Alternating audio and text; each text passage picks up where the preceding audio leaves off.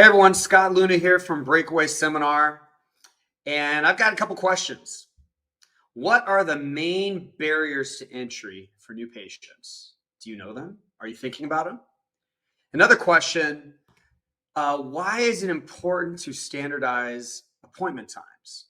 These are the two questions I got sent to me for this episode of Dear Scott, where you send questions in and I do my very best to answer them on camera. And so I'm going to answer these two questions right here, right now. So let's dive in. First question was, Dear Scott, from your experience, what are some of the main barriers to entry for new patients? What a really important question to answer. When we look at practices, it seems like a lot of dentists have a big focus on new patient flow, but their focus sometimes is backwards. Their focus is on marketing. How do I generate leads?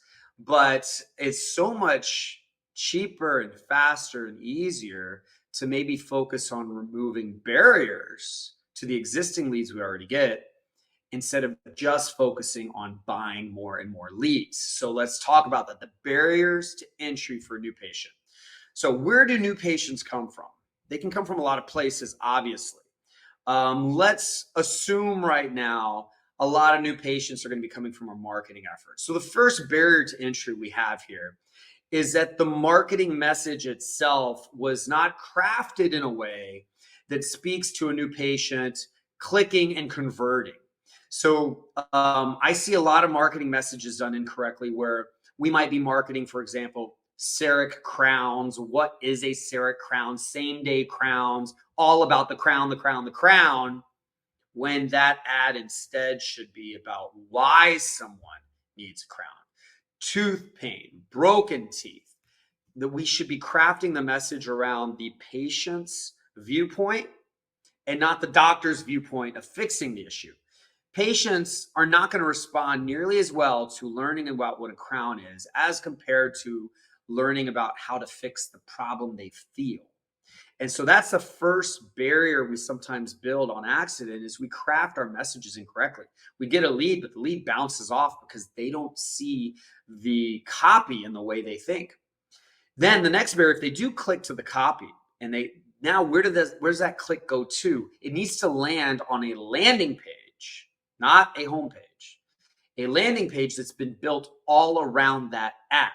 One page that is going to explain the practice, the doctor, the procedure they're learning about, the problems they're learning about, testimonials, click to schedule. One single page that's been designed to convert from that very specific ad.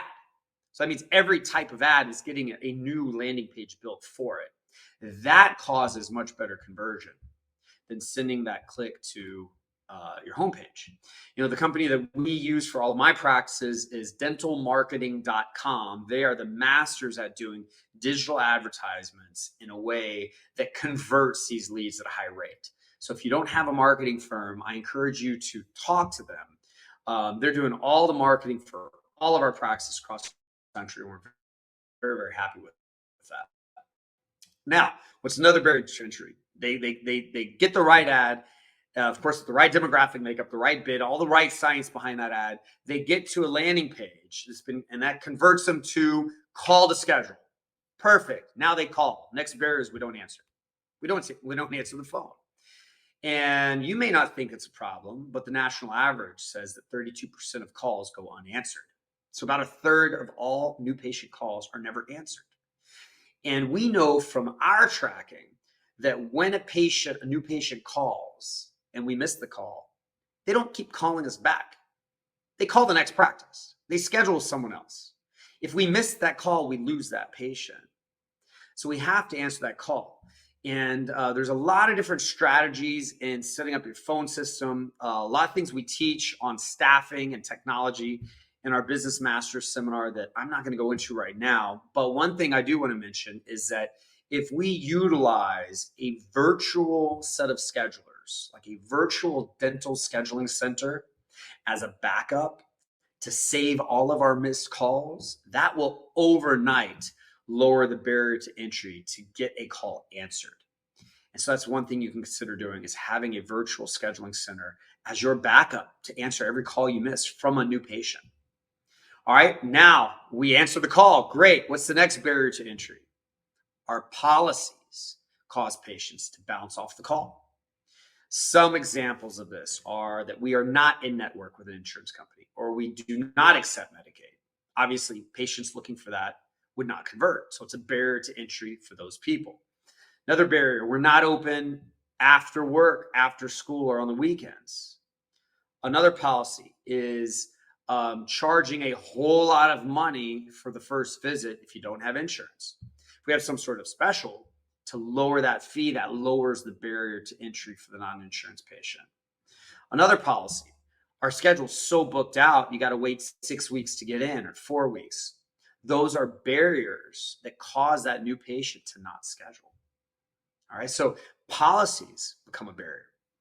All right, let's say we do have the right policies. A patient wants to schedule. The next barrier is not saying the right thing, not having a scientifically proven phone scripting strategy that minimizes friction in the call, that maximizes the amount of new patients that actually schedule from that phone call. This is very important, and it's another example. We spend like an hour and a half on it in some of our seminars, but having the team not just trained on how to sound nice on the phone.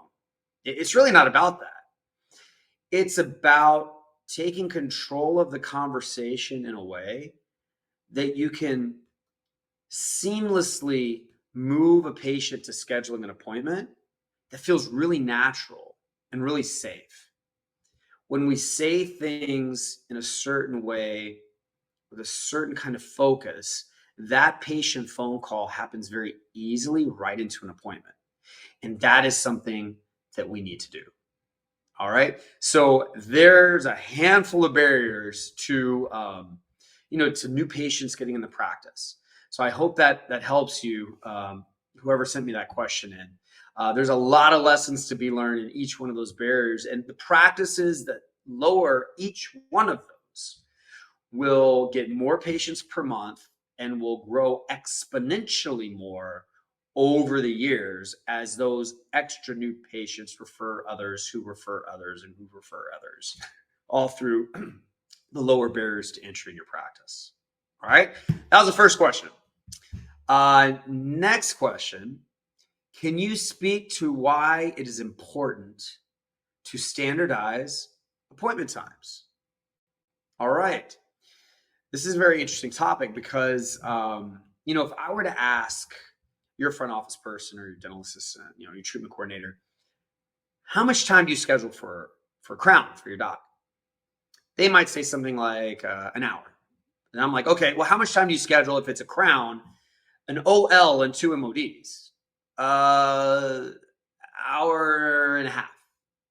What if it's a crown, an OL, and 2 MODs and a simple extraction? 2 hours.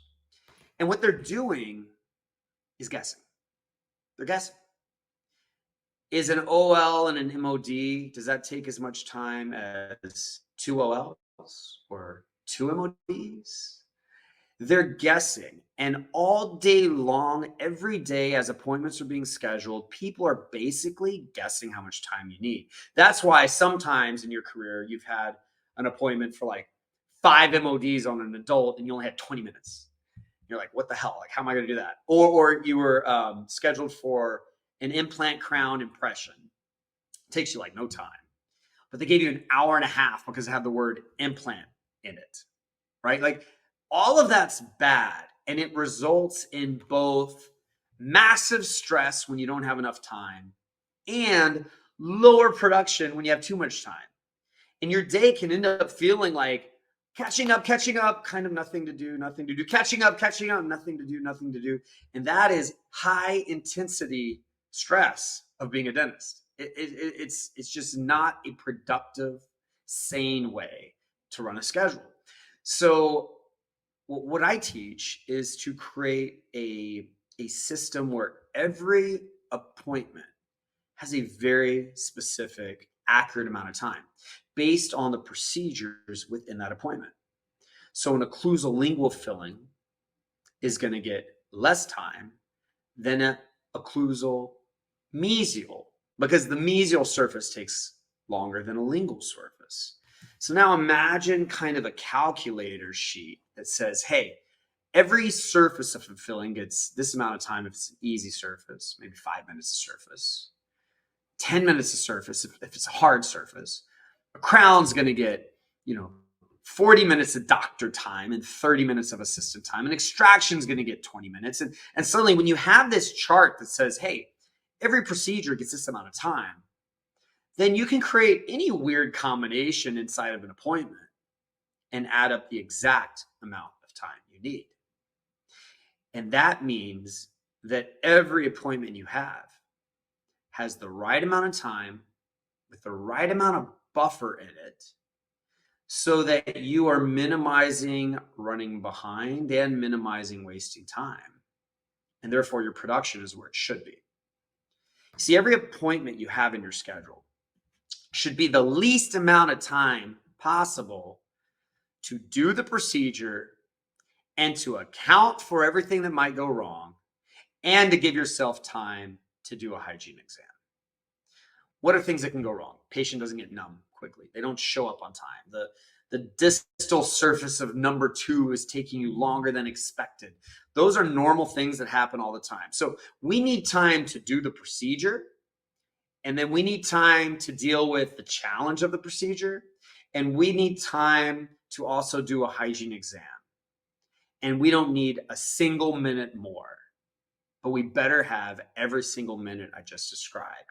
And the only way I know to make sure that every appointment scheduled for the rest of your career is done that way is to have a chart that says, hey, here's how much time to schedule for each procedure. That is standardizing appointment times. Think about what your career feels like when you don't standardize it compared to what you do. When you don't, you live out a career of rushing and wasting time. And that wears you down. That adds stress. I mean, the stress is palpable. And it's very stressful to be a dentist to begin with when everything is scheduled properly. But when we don't schedule something properly, that is very difficult to deal with. And that is why we feel burnt out. Even within a day, we feel burnt out of the day. If we schedule things in a standardized way, and we have a right amount of time to do the procedure and deal with the other things we have to deal with, but we don't waste any time after that, that means we are producing the right amount every day, and we are just kind of jogging through the day. We're not sprinting and stopping sprinting. We are jogging throughout the entire day. And you know what's interesting about jogging? You can jog for miles and miles and miles and not be out of breath. But when you sprint, you might only be able to make it a portion of a mile and be exhausted. And that is the way most dentists schedule. They sprint, stop, and they're exhausted. But when you jog slowly throughout the day, you end up going way farther and you're not tired. And you do that by standardizing the appointment times. All right, those are the 2 questions. Standardized appointment times. What are the main barriers to entry for new patients? I hope that was helpful and interesting for you. Remember, send me questions. Every month, I'm recording videos answering your questions. Connect with me on Instagram, dr.scott.leune, or find us on Facebook. Send us an email, call us, whatever you want. Send us your question, and I will do my very best to answer it here on camera for you every month. All right, find my other episodes from the past and look for my new ones coming out. Thanks a lot.